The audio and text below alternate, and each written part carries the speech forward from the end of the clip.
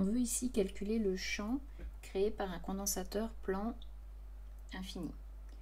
Donc, nous allons commencer par utiliser les résultats pour le plan illimité chargé en surface sigma. Nous avons montré dans une autre vidéo que quand on a un plan ici en z égale 0, chargé, donc le plan étant illimité suivant x et y, est chargé sigma.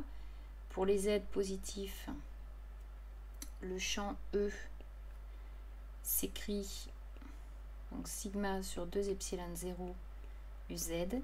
Et pour les z négatifs, c'est-à-dire en dessous du plan, le champ E s'écrit moins sigma sur 2 epsilon 0 uz. Donc au-dessus du plan, le champ E est vers le haut, et en dessous du plan, le champ E est vers le bas.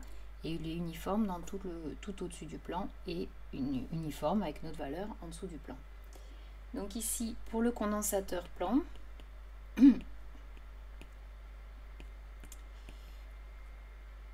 donc le condensateur plan, on va supposer que on a donc deux plans illimités. Donc l'un est chargé avec une charge totale plus Q et il est placé en Z égale moins E sur 2. Et l'autre supporte une charge globale moins Q et est placé en plus E sur 2.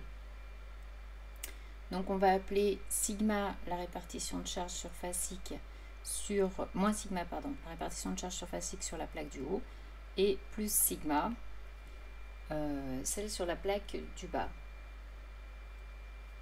Donc on va supposer que pour le condensateur plan, en fait un condensateur plan ça a évidemment une taille finie, donc on appellera S la surface de chaque plaque.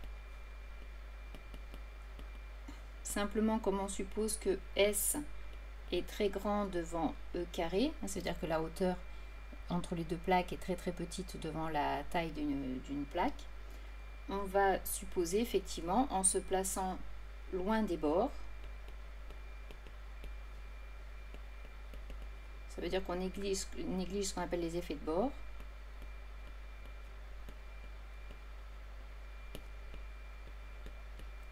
On va donc supposer dans ce cas-là que si on est loin des bords, on a l'impression qu'ils sont quasiment, que les plans sont très grands, à la limite infinie. Donc on se ramène dans le cas de plaque infinie, de plan infini. Donc, on va utiliser la superposition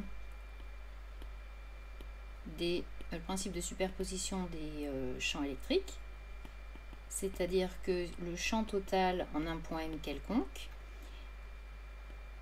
est créé d'une part par la plaque du haut, d'autre part par la plaque du bas. Donc on a le champ E en M qui est égal au champ créé par la plaque du bas, donc je vais noter E plus en M, plus le champ qui est créé par la plaque du haut, que je vais noter E moins, en M. Donc, alors en fait, il n'y a quasiment aucun calcul à faire, on va simplement réutiliser ce qu'on a écrit au-dessus tout à l'heure. Donc on va se placer, on va faire un tableau donc, dans lequel on a la valeur de Z, donc qui peut aller de moins l'infini à moins E sur 2. Ensuite, on passe à la valeur de E sur 2 et ça va jusqu'à plus l'infini. Et donc, on va d'une part exprimer la valeur algébrique de E plus, d'autre part la valeur algébrique de E moins. Et du coup, les deux champs étant tous les deux suivant UZ, on va écrire la valeur algébrique du champ E qui sera aussi suivant UZ.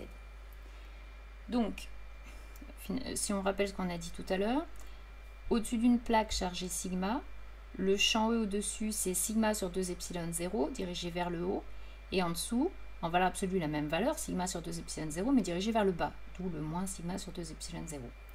Donc, si on prend la plaque du bas ici, qui est chargée, donc celle-ci, qui est chargée plus sigma, on va avoir, donc celle qui donne le champ E+, on va avoir le champ au-dessus en prenant la même expression que tout à l'heure qui vaudra sigma sur 2 epsilon 0 et en dessous moins sigma sur 2 epsilon 0.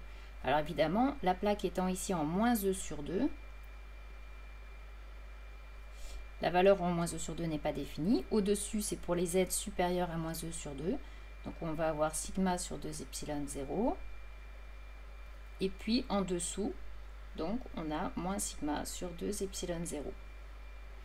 Pour la plaque du dessus maintenant, qui est donc ici, attention, celle-là est chargée moins sigma. Donc dans les formules du dessus, il faut remplacer plus sigma par moins sigma. Donc au-dessus, on aura donc du moins sigma sur 2 epsilon 0 et en dessous du plus sigma sur 2 epsilon 0.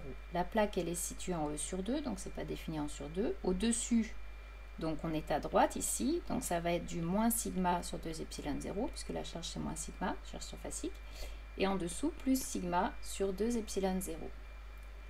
Et donc quand on fait le bilan de tout ça, en faisant la somme, il y a deux endroits où le champ n'est pas défini, bien sûr, hein, avec ce qu'on avait expliqué précédemment, au niveau des plaques. Et après, on fait la somme. Donc, en fait, moins sigma pour Z dans la zone de moins l'infini à moins E sur 2. On a moins sigma sur 2 epsilon 0, plus sigma sur 2 epsilon 0, ça fait 0. Dans la partie au-dessus du condensateur, on a plus sigma sur 2 epsilon 0, moins sigma sur 2 epsilon 0, ça fait 0.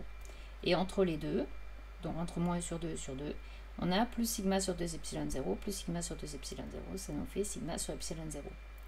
Donc finalement, on trouve que le champ créé par le condensateur est nul à l'extérieur du condensateur et que à l'intérieur du condensateur, ce champ vaut sigma sur epsilon 0 UZ, c'est-à-dire, hein, si on avait dit appeler Q la charge totale et S la surface d'une plaque, donc on a Q qui vaut sigma S, donc sigma c'est Q sur S, donc on va avoir Q sur epsilon 0 S UZ.